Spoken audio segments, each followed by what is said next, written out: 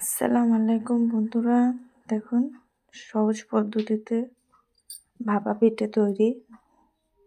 এই শীতকালে সবাই নানান ধরনের ভাপা পিঠে বানিয়ে খায়। এরকম নরম তুলতুলে কীভাবে ভাপা পিঠে বানাবেন দেখিয়ে দিচ্ছি। প্রথমে একটা কড়াইতে গরম পানি চাপিয়ে দেবেন, দিয়ে ওর মধ্যে গরম পানিতে লবণ পরিমাণ মতন দেবেন। চালের আটাটা আমার 500 মতন আছে, এটার মধ্যে দিয়ে দিবেন গরম পানিতে, দিয়ে আস্তে আস্তে করে নাড়াচাড়া করবেন। পানি মাপ মতন দিতে হবে। যদি আপনারা ফুটিয়ে না বানাতে পারেন তাহলে আপনারা হাতে মেখেও তৈরি করতে পারেন। দেখুন আমি হাতে মেখে নিচ্ছি, হাতের সাহায্যে এরকম ডোটা তৈরি হবে। একটা কড়াই বসিয়ে দিলাম, কড়াইতে নারকেল দিয়ে দিলাম, পরিমাণ মতো গুড় দিয়ে দিলাম, দিয়ে এটাকে নাড়াচাড়া করতে হবে যাতে তলাটা লেগে না যায়।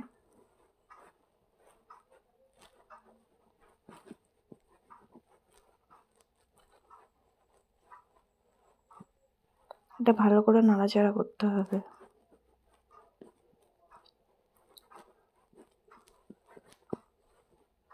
প্লিজ ভিডিওটা ভালো লাগলে একটা লাইক, কমেন্ট, শেয়ার করে দেবেন।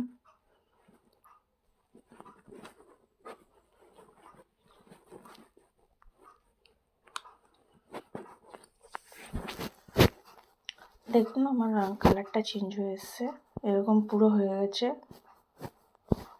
একটা পাত্রে গরম পানি চাপিয়ে দিলাম, দিয়ে এরকম ফুটো চাল নিয়ে নেবেন। আপনার কাছে মোমো স্টিম থাকলে মোমো স্টিম ইউজ করতে পারেন। দেখুন আটাটা মেখে আমি ঢেকে রেখেছিলাম, একটা বাসনে নিলাম, নিয়ে আর একটু ভালো করে মেখে দিলাম। দেখতেই পাচ্ছেন কতটা নরম। হাতের সাহায্যে আটা নিয়ে গোল গোল করে এরকম ছোট ছোট লেচি চেপে চেপে মুখটা মুড়ে দিতে হবে।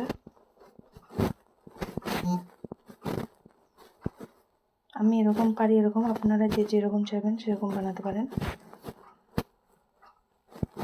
আর একটা নিয়ে নিলাম, হাতের তালুতে এরকম গোল গোল করে নেবেন। হালকা আটা নিয়ে এটা এরকম ঘুরিয়ে নিতে হবে বাটির মতন করে।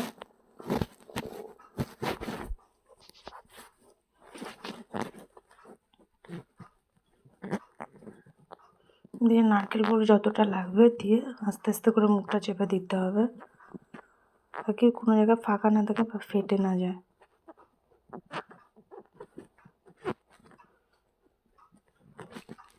দেখুন পুরো তৈরি হয়ে গেছে আমার। যে পানিটা চাপিয়েছিলাম ফুটে গেছে, এর মধ্যে ফুটো চালনি দিয়ে তেল ব্রাশ করে দিতে হবে যাতে একটার সাথে একটা লেগে না যায়। লেগে গেলে কিন্তু ভেঙে যাওয়ার চান্স থাকবে।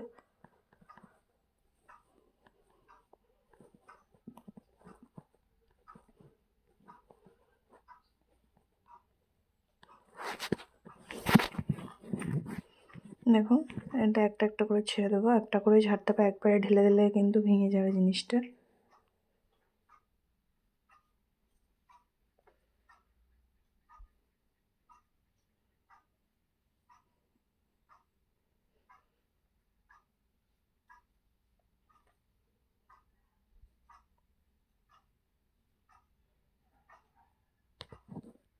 একে একে সব কটা পিঠেই আমি দিয়ে দিয়েছি। এটা 5 থেকে 10 মিনিটের মধ্যে ঢেকে দিতে হবে। খুলে রেখে নিচ্ছি, দেখুন পুরো তৈরি হয়ে গেছে। যখন খুলে দেখবেন তখন আঠালো ভাব থাকলে ভাববেন হয়ে গেছে। দেখুন প্লেটটা কত সুন্দর লাগছে দেখতে। ভালো লাগলে প্লিজ ভিডিওটা লাইক, শেয়ার, কমেন্ট করে দেবেন। দেখুন কতটা নরম। আল্লাহ হাফিজ।